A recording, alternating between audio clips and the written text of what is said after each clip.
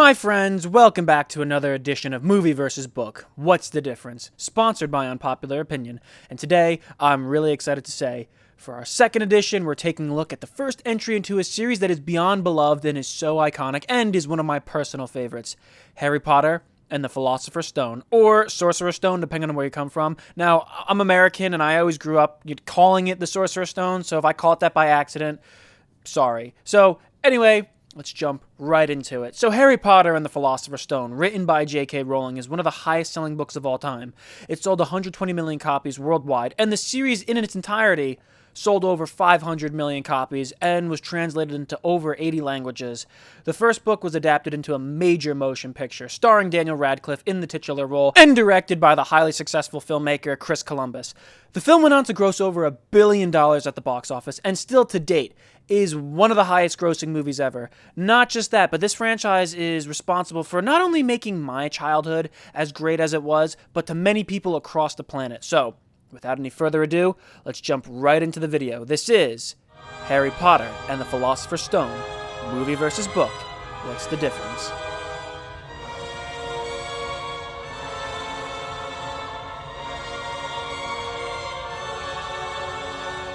So the novel opens up in the Muggle world with a focus on the Dursley family, who live at number 4 Privet Drive. The family comprises of Vernon Dursley, Petunia Dursley, and their spoiled, ungrateful, overweight son, Dudley. Now, the family, the Dursleys, they're the kind of neighbors that everyone would hate to have. Petunia spies on the people who lives on their block, Dudley grows up to be a bully and a future public menace, and Vernon is a grouch. Overall, they pride themselves on being normal and hate anything that deviates from their perfect way of life. For example, anyone who doesn't act like them, talk like them, or is normal as they are, they're considered to be freaks. So when the book starts, strange events are afoot. A cat is watching the Dursleys' home in a very odd fashion. Owls are swarming the skies in broad daylight. People are wearing cloaks and strange robes all over town. And there are numerous shooting stars spotted over Britain. While on a break from work, Vernon Dursley overhears some people wearing cloaks, and they're talking about the Potters and their son Harry. That part, that caught his ear, because his wife, she has a sister named Lily, who married a man named James Potter, and their kid, they named them Harry. But being that they dislike Lily and found her to be strange, the Dursleys never actually met their new nephew, Harry. So at the end of the day, he goes home, he brings it up to Petunia, but they dismiss it overall. They don't really care. And then the news broadcast that they're watching, it talks about the strange behaviors of the owls and the shooting stars, because that's not really normal. That's very unusual. At this part, this is where the movie and the book start to share their similarities. The film opens up with a scene taken straight from the book. Albus Dumbledore, the headmaster of Hogwarts, is walking down the street with his Deluminator, dousing all the lights on the street lamps on Privet Drive. He sees a cat who's been watching the Dursleys all day. The cat turns out to be Minerva McGonagall, witch and transfiguration professor at Hogwarts. For the most part, the scene unfolds the same way in both mediums. Young Harry Potter is delivered to Privet Drive on a flying motorcycle by half-giant Hagrid and is left on the doorsteps of his aunt and uncle. So he's left on the doorstep with a letter explaining the situation. In the movie, Dumbledore and McGonagall are discussing between themselves the situation without going into great detail about the circumstances of Harry. They make mention of how he'll be famous and that there won't be a child in our world who doesn't know his name. And they leave him on the doorstep saying that it's best that he grows up ignorant of his fame. Whereas in the book, the two characters discuss in detail exactly what happened to the Potters and why Harry has the lightning bolt scar on his forehead and why his parents are dead and why he's going to be famous. And as a quick added bonus, Hagrid's motorcycle, in the book, he says he borrowed it from Sirius Black. I thought that was a really cool little hidden detail. After that, the book describes the miserable conditions of Harry's upbringing, how his aunt and uncle forbid him from asking any questions about anything. All they ever say when he asks about his parents are, they died in a car crash. Whenever Harry tries to recall his parents, all he can think of is a green flash and a burning sensation on his forehead.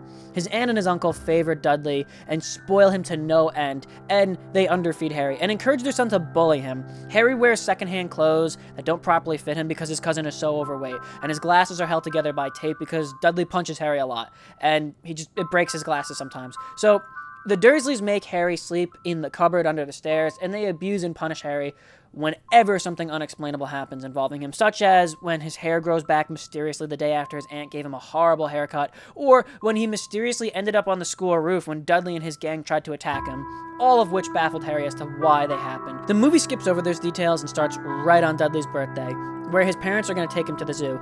Also in the film, Harry has blue eyes, where his novel counterpart has green eyes. The filmmakers tried to have young Daniel Radcliffe wear contacts to make his eyes appear green, but the idea was scrapped when his eyes started to react negatively to them, like an allergic reaction. Also, novel Petunia and novel Dudley, they both have blonde hair, and in the films, they're the total opposite of blonde. Being that the film skips over those details of how his family isolate and bully Harry, it actually does do a pretty good job of showing his mistreatment. We see how he's forced to sleep under the steps, how Dudley pushes him around, and how they spoil him to no end while giving Harry minimal attention. In the film, they bring Harry to the zoo with them with no questions asked, while in the novel, Harry was only brought last minute when his babysitter broke her leg and the Dursleys couldn't find a replacement. So, they're reluctant to bring him, but they do it begrudgingly. Also in the book, Dudley invites his friend Pierce. In the book, and in the movie, Uncle Vernon pulls Harry aside and warns him like, hey, any funny business? You'll be sorry, so don't try anything funny. It's, basically like a threat. And at the zoo, like Harry, he has a conversation with a snake in the reptile house, but when Dudley decks him, Harry gets angry, and out of nowhere, the glass for the snake enclosure just disappears and the thing slithers away. In the novel, the glass merely disappears, and both Dudley and his friend Pierce recoil in horror as the snake slithers past them, but in the movie, Dudley actually falls into the snake pen and the glass reappears and it traps him in the enclosure, after which Harry is locked in his cupboard and punished severely. After the zoo, the letters start appearing and Harry is elated to see that he finally has mail.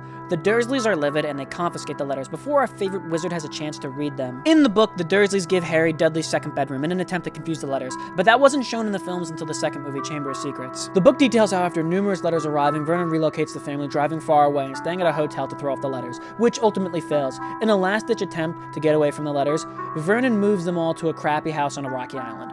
The film skips this entire sequence of driving long hours, staying at a hotel, and it just jumps right to how they're on the rock island, in the house, during a really stormy day. That's when Hagrid comes in. In this part, he breaks the door down, Vernon points a firearm at him. In the book, it's a rifle that Hagrid just swipes from his hands, and he ties it into a knot, throwing it. In the movie, it's a shotgun, which he bends the barrel, and it discharges as a funny little gag. The scene unfolds almost exactly the same as the book. Hagrid hand-delivers the letter to Harry, his uncle tries to forbid Harry from going to Hogwarts, and Hagrid explains how Harry is a wizard, and his aunt and his uncle secretly knew all along. The main difference between the two is Hagrid explains how Harry's parents actually died, and that Harry is famous in the wizarding world for being the boy who lived, how the evil wizard Lord Voldemort murdered his parents and tried to kill Harry, but was unable to, and as a result of his failure, he disappeared. His body was destroyed, and he lost his powers. And Harry is famous because he defeated Voldemort as a baby. The movie saves this revelation for the scene in Diagon Alley where Harry is met with an onslaught of wizard admirers and people eager to meet him. So the audience and their protagonists first finding out about his fame, taking place in the wizarding world after we're fully introduced to it, it kind of makes more sense if you ask me. Also, after Hagrid gives Dudley a pigtail, he tells Harry that he was expelled from Hogwarts and had his own wand snapped, so he's not allowed to do magic, but Dumbledore allowed him to stay on as the groundskeeper for Hogwarts. But in the movie, that's left out, and Harry leaves with Hagrid immediately after his arrival. In the novel, Hagrid spends the night in the Dursleys' weird new house, and then the next morning, that's when they leave to go to Diagon Alley to buy Harry's new school material. Now, mind you, all of this happens in the movie relatively quickly, but the first 4 chapters of the book, that's dedicated to this in the novel. So I have the feeling that the filmmakers condensed this and made it shorter to make room for more of the scenes at Hogwarts, which I really can't blame them for doing that, so that makes sense. The movie shows them getting to London almost immediately, but the book details their trip by boat, train, etc. Either way, in both mediums, they enter Diagon Alley the same way. They get swarmed by witches and wizards wanting to meet the famous Harry Potter, and they run into Professor Quirrell, the Defense Against the Dark Arts teacher. In the movie, he's wearing his turban and he doesn't shake Harry's hand. In the book, he's without his turban and he actually does shake Harry's hand, and the reason I mention that is because that's an important detail for later. The movie kind of glosses over the smaller details about Harry's day in Diagon Alley, but it follows the same path. Harry and Hagrid go to Gringotts Bank to withdraw money from Harry's vault. Hagrid, he has to pick up some mysterious package from Vault 713, Harry buying his wand, and Hagrid getting Harry his owl Hedwig. Something interesting they did in the movie when Harry buys his wand was how Mr. Ollivander asked Harry to give the wand a wave, and it causes a negative reaction, like something breaking, pretty much showing how the improper wand resists the magic of the wizard. That wasn't necessarily the case for the book, but, it just explained that if the wand wasn't right, Ollivander knew almost immediately and just merely removed the wand from Harry's hand. A major difference between the two is that in the book, Harry actually meets Draco Malfoy while getting fitted for a school uniform. Harry finds the kid to be insufferable, and he reminds him of his rotten cousin. During their conversation, he talks about Quidditch and how he believes that Hogwarts should only accept students who come from all magic families. But during the encounter, Harry didn't get a chance to properly introduce himself, and he also didn't catch the boy's name, but this was totally left out of the movie. And like I mentioned earlier, in the film, Hagrid tells Harry about his past with Voldemort in the scene, like they're in like a pub or something, or in a diner eating food in Diagon Alley, but In the book, Harry knew about that. He knew all about that before he even entered the alley. Another major difference between the two is how Hagrid accompanies Harry to King's Cross Station for him to board the Hogwarts Express. It almost completely disregards the month of August and basically skips right to September. In the book, Hagrid and Harry, they get all the required materials for school, and then they part ways. Harry returns to the Dursleys for the rest of the summer. They drive him to King's Cross Station, and that's where he needs to board the train, which the scene of Harry being confused and bewildered about platform 9 3/4 is virtually the same. Harry can't find his train, and he fears he's going to miss it, and by luck, he runs into the Weasley family as they're preparing to go through the magical barrier. They explain how to get through, and then he finds his way to the train. There on the train, he and Ron Weasley share a compartment, and Harry buys them a bunch of candy. We'll take the lot. Whoa. This moment, it's pretty much the moment that solidifies that he and Ron are going to be buddies for life. They share candy, Ron tries to perform some magic. Sunshine, daisies, buttermellow. Turn this stupid fat rat yellow.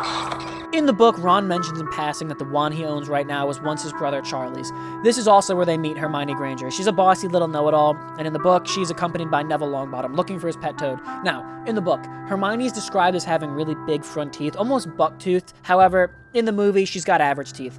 The filmmakers did try fitting Emma Watson with fake teeth to make her more in line with her novel counterpart, but it hindered her speech abilities. However, there is one scene in the movie where she's seen wearing the fake teeth, and if you pay really close attention, you can actually spot them. It's the last scene of the movie where the children are all at Hogsmeade Station, and it's kind of cool. It's like a little Easter egg. However, the impression of how the boys feel about Hermione is the same, but in the novel, Malfoy and his two goons, Crabbe and Goyle, they also enter Harry's compartment after Hermione leaves. This is where Malfoy, he gets a chance to properly introduce himself.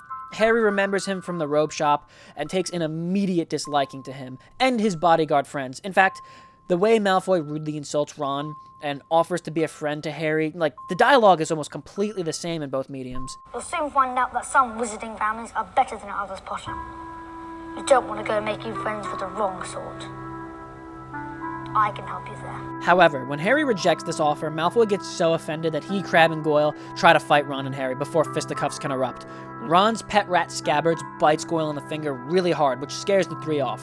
This little meeting between the two, like two little parties, it's in the movie, but it's moved to when the students are about to start the Sorting Hat ceremony in Hogwarts, but it's almost the same, except for the whole fistfight. That's excluded. So after they arrive at Hogsmeade Station, they cross the lake in magic boats, and the Sorting Hat ceremony begins. In the book, the Sorting Hat sings his song to the students before it places them in their houses. Also, in the novel, Hermione was so eager at being sorted into her house that when her name was called, she ran straight up to the hat, and she puts it on herself. In the movie, she was the total opposite. She was really nervous, and she had some stage fright. But besides that, the movie and the book progressed similarly. Before the students are dismissed from the feast, Dumbledore informs them that the forest is off limits and it's dangerous, and that the third floor corridor is out of bounds to any and all students. After that, the kids are shown their living quarters, the Gryffindor house common room, and then they're just given a quick brief overview of the layout of the castle. In the movie, the staircases, they move on their own, even if kids are walking on them. Now, that's not directly stated in the book. However, it does mention that there are 142 staircases of all shapes and sizes and of different structural integrity, and some of them end up on different locations on Friday. However, if you step on a false step, it vanishes.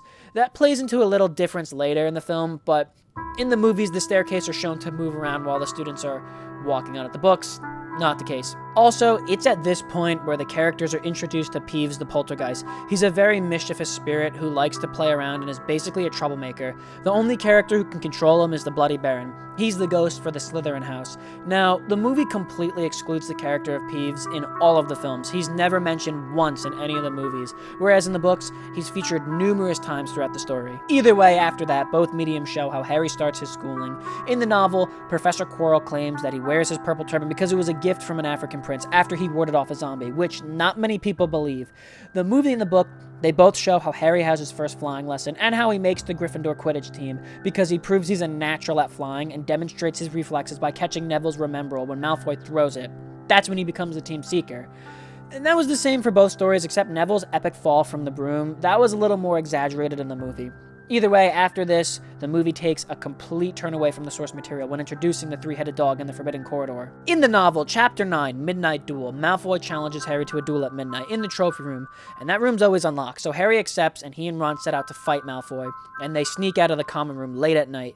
Hermione tries to stop them, but when they leave, they realize they can't get back into the common room since the Fat Lady, the magical painting which allows entry to the students who can provide the correct password, is no longer in her portrait. So, they're all trapped outside, and they make their way to the trophy room. They find Neville Longbottom. He's sleeping in the hallway outside alone because he forgot the password.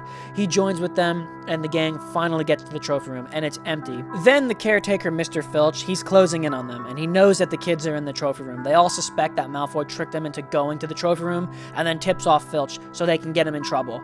They run away, they run into Peeves, who screws with them a little bit, then he screws with Filch. And they accidentally hide in the Forbidden Corridor behind a locked door, and they find this huge three-headed dog, and they escape before it can hurt them. They make it back to the common room before getting caught, and that's where Hermione says that the dog was standing on a trapdoor and it's guarding something. Now, the movie condenses a lot of the different events into one in order to have it flow in a timely manner. So right after Harry makes the Quidditch team, he, Ron, and Hermione, they're walking up the stairs, and when they move, the stair moves on its own, like I said, and then it changes to another landing. They quickly dismount them, but end up on the 3rd floor. Now, they realize they shouldn't be there, and when they see Mrs. Norris, Filch's cat, they panic and they run and hide, and that's when they find the room with the three-headed dog. The book explains how the cat has a sixth sense of running into students and immediately goes to find Filch when kids are out of bed or up to no good. So the students being cautious and running away from the cat, it makes sense in the novel, whereas in the movie, running away from the cat just kind of seems weird without an explanation. Either way, they escape the dog and they escape Filch, which leads to a legendary Hermione quote. Now, if you two don't mind, I'm going to bed before either of you come up with another clever idea to get us killed, or worse, expelled. She needs to sort out her priorities. After that, Harry begins his Quidditch training. The movie features only one scene, but the book explains the game more thoroughly, and it states that Harry had a practice schedule. And the book also explains that catching the golden snitch is worth 150 points, and it doesn't necessarily guarantee the catching team a victory, but whoever catches it usually wins the game. Also, the game can only end if the snitch is caught. The movie, that's never specified, but it's just whoever catches the snitch automatically wins. After that, the two mediums are on par again. Halloween night, a troll gets into the school, and it finds its way into the girls' bathroom, and almost kills Hermione, who was in there crying all day after Ron insulted her. Ron manages to knock out the troll and save Hermione, but then the movie shows Harry noticing Snape with a leg wound, and almost immediately, he sees him limping afterwards, and then just jumps right to the conclusion that Snape got bit by the three-headed dog on Halloween, and it was him who let the troll in to cause a diversion. And he further states how he thinks that the thing that Hagrid retrieved in Vault 713 is below the trapdoor, and that's what the dog is guarding. I mean, this honestly seems to be a wild theory in the movie, and it kind of comes straight out of left field since he doesn't have any proof or anything. So the fact that he was able to pick all that up, it just seems a bit far-fetched. But in the book, Harry goes into the staff room, and he literally hears Snape saying that the three-headed dog bit him. Then he sees, Filch giving him bandages, and, Harry has actual proof in the novel and has reasonable suspicion to believe that Snape was up to no good in the book. Whereas in the movie, it just shows him accusing Snape merely because he was limping and he's a creepy teacher. Also, book Snape, he never wished Harry a good luck before his first Quidditch game. Speaking of Quidditch, Harry's first game against Slytherin is virtually the same. The Gryffindors face off against the cheating Slytherin team. Harry's broomstick starts to thrash violently out of his control. Then his friends see Snape uttering a verbal incantation, eyes locked on Harry's broom, so Hermione rushes over to light his robe on fire to distract him from jinxing the broom, which ends up saving Harry, and he catches the golden snitch by accident with his mouth. However, the movie kind of extends and exaggerates the sequence for the audience, which is understandable. However, a big difference is in the movie, Dumbledore was present at the game, whereas in the novel, he was not. So for the movie, that kind of doesn't make sense since the villain, why would he try to jinx the broomstick in front of the most powerful wizard of all time? That's just something that the movie kind of, dropped the ball on. But after the game, they mentioned to Hagrid their concerns about Snape and how he tried to get past the three-headed dog. That's when Hagrid let slip that what lies beyond the trapdoor is the business of Dumbledore and Nicholas Flamel. That's when the three research him relentlessly in the library, but to no avail. However, Harry in the book has a feeling that he's heard the name of Nicholas Flamel before.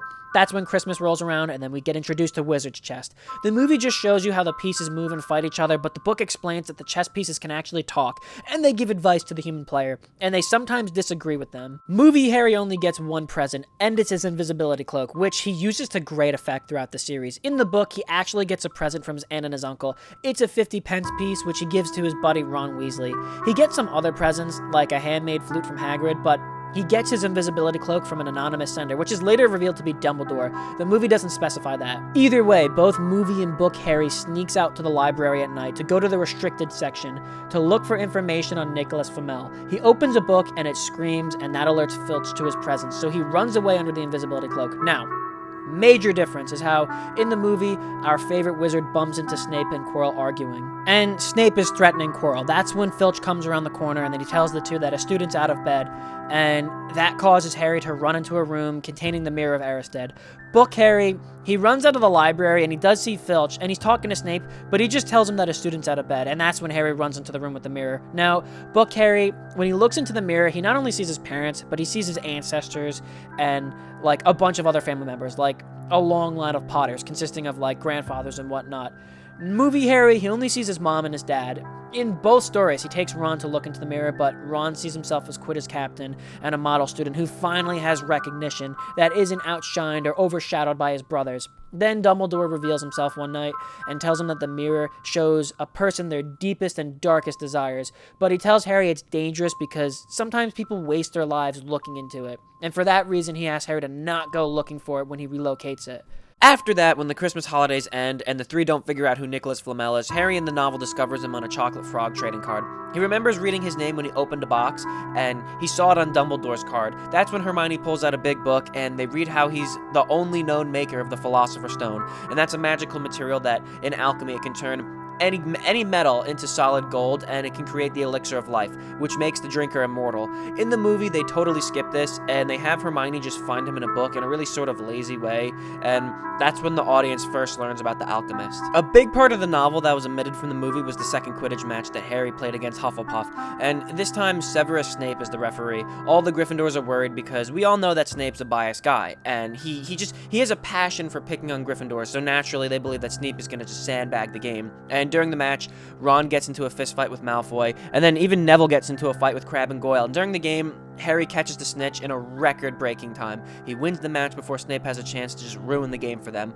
After the victory celebration, it wears down, Harry sees Snape in a cloak walking to the Forbidden Forest trying to be all incognito, and he hops on his broom and follows Snape, only to find him in a heated chat with Professor Quirrell. Snape is trying to intimidate him again, and he asks Quirrell if he knows how to get past a three-headed dog. And he also name-drops the Philosopher's Stone, saying that it's supposed to be forbidden for the students to know about. So, being that this is omitted from the movie, that argument with Snape and Quirrell's little chat, it was moved to when Harry was walking around the hallways at night under his cloak. Either way, the context is still the same, and it just shows how the two were supposed to be in a private chat, and Harry heard, he heard the whole thing unbeknownst to them. Basically, after that, the whole dragon sequence with Hagrid unfolds, and it's pretty much different in the two stories. Overall, Hagrid gets a dragon, Malfoy finds out, and in the end, the kids get detention. The movie, it's wrapped up in a timely manner, and it works well for the film. The book, it's a bit more convoluted. In the movie, the three main characters go to Hagrid's house at night, and he mentions how the stone is under protection from spells and other proper defenses. Then he reveals that he's got a dragon egg. It hatches, Malfoy sees it, and he immediately tells the teacher. The three get detention, and they all lose 50 points for their house, 50 points each, and Malfoy kamikazes himself because even though he got his enemies in trouble, he himself also gets detention. And that's when Dumbledore sends Hagrid's dragon, Norbert, to live in Romania in a colony. The book is totally different. Hagrid tells the trio about the egg he won in a pub the other night, but it doesn't hatch right away. And then eventually when it does, the gang is around to watch it, but Malfoy is spying on them and runs away. However, he doesn't rat them out. The book goes into detail about how dragons are illegal, and to own one as a pet, it's just, you don't do it. But Hagrid wants to keep it anyway. But with the threat of Malfoy telling on them, not only for sneaking out at night, but that Hagrid is harboring an illegal exotic animal, the trio tries to convince Hagrid to set it free, but he doesn't want to. And the dragon keeps growing really fast, and it's becoming out of control. Norbert bites Ron, and he has to go to the hospital. The trio finally gets Hagrid to agree to have Norbert sent to Ron's brother's colony in Romania. Unfortunately, Malfoy intercepts a letter between Ron and his brother Charlie containing the details of the dragon in the pickup. While Harry and Hermione are under the invisibility invisibility cloak, they carry the dragon in a crate up to the tallest tower in Hogwarts. However, Professor McGonagall is there and catches Malfoy trying to expose Harry for having an illegal dragon. McGonagall gives Malfoy detention and doesn't believe his story. Charlie's friends arrive by broomstick and they take the dragon. Overjoyed that the dragon is no longer their problem, they forget the invisibility cloak on the tallest tower and they make their way back down to the Gryffindor common room, only to get caught by Filch. They're brought to McGonagall, who also has Neville in her custody. He was caught trying to warn Harry and Hermione about Malfoy, and McGonagall gives them all detention, and again, takes away 50 points from each of them. She believes that Harry made up a story about a dragon to get Malfoy in trouble, which, by extension, gets Neville in trouble, and that's when Neville feels betrayed by them, because he thinks he got him in trouble. And before Harry goes to detention, he overhears Quirrell crying in a classroom, and he hears another voice and believes Snape is threatening him again. This is when the detention in the woods unfolds. In the movie, they call it the Dark Forest as opposed to the Forbidden Forest. I don't know why they do that, but the detention is to be served with Hagrid. He's trying to find an injured unicorn because someone or something is preying on them. In both mediums, all of the kids have the feeling they're being watched. The detention in the book, Malfoy, Hermione, Harry, and Neville, they run into a bunch of centaurs who are more interested in the unusual brightness of Mars. Malfoy, after the conversation, is sent with Neville to look for the unicorn, but Hagrid separates them when Malfoy scares Neville.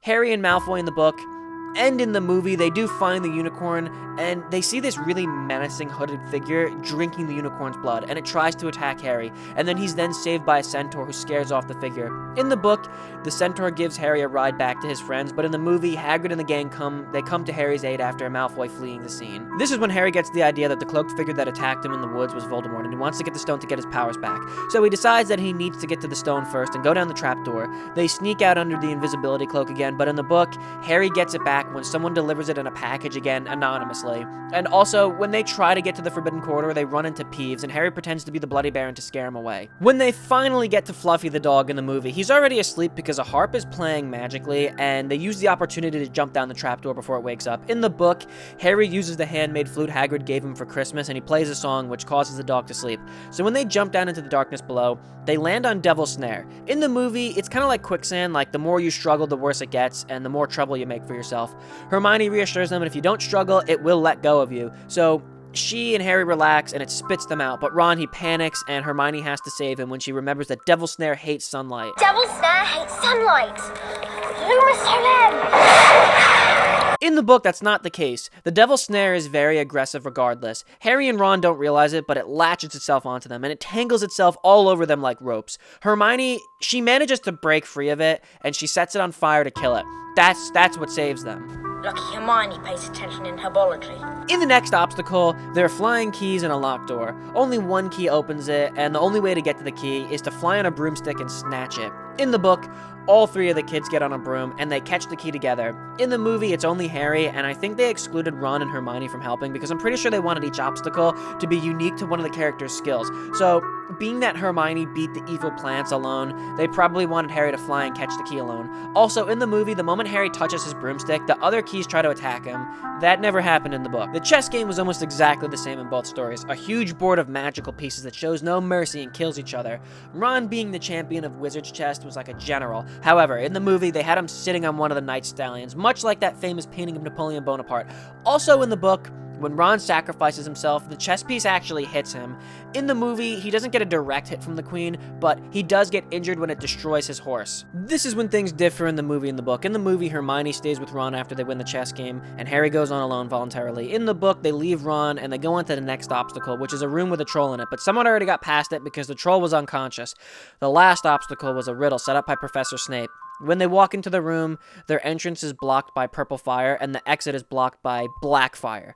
And there's 7 bottles on a table, and out of the 7 bottles, 1 will allow you to go past the black fire unharmed, and 1 will allow you to pass back into the previous room with the purple fire unharmed, and the rest are wine bottles. Hermione solves the riddle, however, there's only enough of the potion that allows you to advance into the next room for 1 person, so Harry drinks it, and he advances alone to the black flames. Hermione drinks the other potion, and she goes back to the purple flames to get to Ron. So, being that the potion potion didn't allow for both of the two of them to get through. Harry going on alone was through no choice of the characters, but out of necessity. In the movie, Harry chooses to go on alone to the final room after the chess match because he's the hero and they have to give him his moment. So in the climax of the story, Harry gets to the final chamber holding the stone, expecting to see Snape, but to his and our surprise, Snape isn't down there. It's actually Professor Quirrell, and Quirrell's no longer the nervous, stuttery pushover who was the entire story. Next to him, who would suspect? Poor, stuttering Professor Quirrell. And the Mirror of Erised is the last thing that stands in the way of getting the stone, but overall, the final confrontation is different between the movie and the book.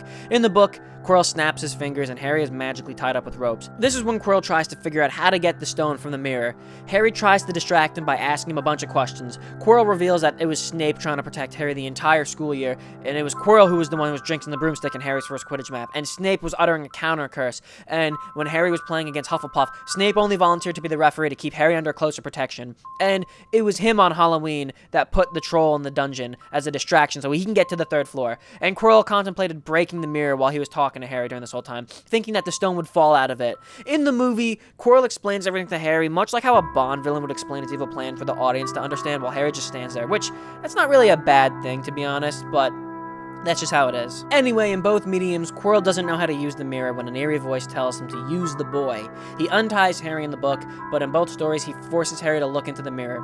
Harry looks into it and he sees his reflection, pulling the stone out of his pocket, winking at him, then putting it back into his pocket. And at that moment, he feels that he has the stone now.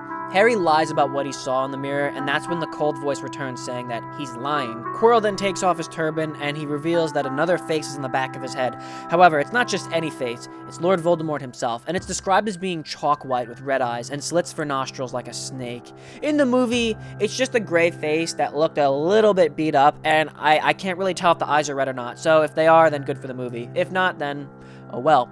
Also, another thing about the face is that originally, the filmmakers did make the face that was very accurate to the novel, but the original design was too horrifying for a kid's movie. However, I would be lying if I said that I'm glad they left that out. I secretly really wanted to see that face. And the face of Voldemort in the movie, it kind of reminds me of Clint Eastwood. I'm not going to lie. This might sound crazy, but the way he talks with all the slow pauses and, like, just the inflection he puts on certain words, and the fact that the face literally looks like him, just look at a side-by-side comparison and tell me you don't think the same way. Anyway, sorry for that little tangent, but let's get back into it.